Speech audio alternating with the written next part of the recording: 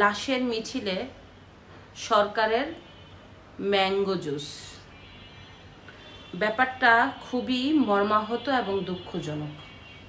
আপনারা জানেন যে বাংলাদেশে বিমান বিধ্বস্তের ঘটনায় অনেকগুলি নিরীহ প্রাণ ঝরে গেছে, অনেকগুলি শিশুর অকাল মৃত্যু হয়েছে, কত মায়ের কোল খালি হয়ে গেছে, কত কষ্ট। এই কষ্টের একদিন পরেই ইউনূস সাহেব মিটিং করেছে, ঐক্যের মিটিং।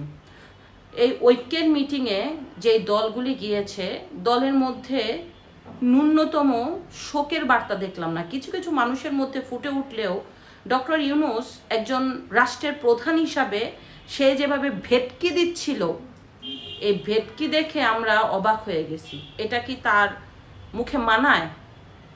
আপনি একজন রাষ্ট্রের প্রধান, আপনি একজন ব্যবসায়ী প্রধান না, আপনি একজন রাষ্ট্রের প্রধান। আপনি যেভাবে আপনি মিটিংটার মধ্যে আপনার মুখের এত হাসি কোথা থেকে আসলো? বাচ্চারা বার্ন ইউনিটে একটু একটু করে মৃত্যুর দিকে চলে যাচ্ছে, শরীর পুড়ে যাচ্ছে, চামড়া ঝলে যাচ্ছে, মৃত্যুর যন্ত্রণায় বাচ্চারা কাতরাচ্ছে, শত শত বাচ্চারা অসুস্থ হয়ে মেডিকেলে পড়ে আছে। সেইখানে আপনি হাসেন কিভাবে? আপনার মুখে হাসি ফুটে কিভাবে? আপনি কি আদৌ দেশের রাষ্ট্রপ্রধান? আপনি কি রাষ্ট্রপ্রধানের মধ্যে পড়েন? একজন রাষ্ট্রপ্রধান ব্যক্তি কখনো এত বড় শোকের একদিন পরে এভাবে হাসি দিয়ে আমের জুস গিলতে গিলতে কথা বলে? তাহলে আপনি কি দেশ পরিচালনা করতে আসছেন? কি দেশ পরিচালনা করবেন? কি দিবেন দেশকে?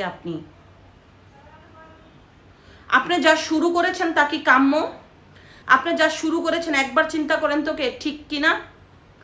আপনার সরকারের অধীনে দেশের মানুষের নিরাপত্তা নেই, আপনার সরকারের অধীনে দেশের মেয়েরা ধর্ষণ হচ্ছে, আপনার সরকারের অধীনে মানুষের জীবনের নিরাপত্তা নেই, আপনার সরকারের অধীনে বেকারত্ব বাড়ছে, কর্মসংস্থান কমেছে, বিদেশি বিনিয়োগ কমে যাচ্ছে এবং প্রতিনিয়ত ডাকাতি হচ্ছে। আপনি কোনো ভালো জিনিস দিতে পারেন নাই দেশকে, শুধু দিচ্ছেন রং তামাশা, মব, খুন, ধর্ষণ। এইটাই দিতে পারছেন আপনি দেশকে। আপনি হাসেন কিভাবে? আপনার মুখে হাসি ফুটে কিভাবে? কিভাবে আপনি হাসতে পারেন এই বাচ্চাদের লাশ দেখে? আর আপনি তো অন্ধকারেও হাসতে পারেন না, আপনি কিভাবে ক্যামেরার সামনে আসেন? আপনি একা ঘরে রাতে ঘুমাতে গেলেও তো আপনার হাসি পাওয়ার কথা না, সেখানে আপনি এতগুলি মানুষের সামনে জুস গিলতে গিলতে, বিস্কিট গিলতে গিলতে আপনি হেসে হেসে কথা বলছেন। আপনি কি আদৌ দেশকে ভালোবাসেন? দেশকে আপনি ভালোবাসেন? আপনার বুকে হাত দিয়ে বলেন তো, আপনি দেশকে ভালোবাসেন কিনা? আপনি একজন ব্যবসায়ী, আপনি একজন রাজনীতিবিদ না। আপনি কিভাবে নিজের টাকা কামাতে হয় সেটা বোঝেন, কিন্তু কিভাবে দেশকে নিরাপদ রাখতে হয় সেটা আপনি বোঝেন না। আপনি একটা ব্যর্থ সরকার।